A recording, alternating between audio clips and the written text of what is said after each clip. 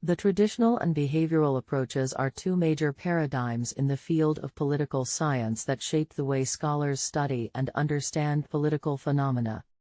The traditional approach, also known as the institutional approach, emphasizes the study of formal political institutions, such as government structures, constitutions, laws, and administrative procedures.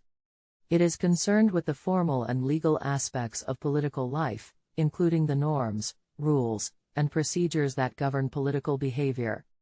Scholars who adopt the traditional approach typically rely on qualitative methods, such as case studies and historical analysis, to examine political systems and institutions. On the other hand, the behavioral approach, also known as the empirical approach, emphasizes the study of political behavior, attitudes, and decision-making. It is concerned with the actual behavior of individuals and groups in political contexts, including the factors that influence political behavior and the impact of political institutions and policies on individuals and groups.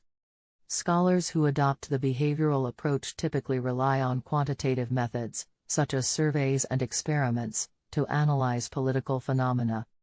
While the traditional approach emphasizes the formal aspects of politics, the behavioral approach emphasizes the empirical and scientific study of politics. Both approaches have their strengths and limitations, and many political scientists use elements of both approaches in their research. Overall, the traditional and behavioral approaches are complementary, and together they provide a more complete understanding of political phenomena. Thanks for watching.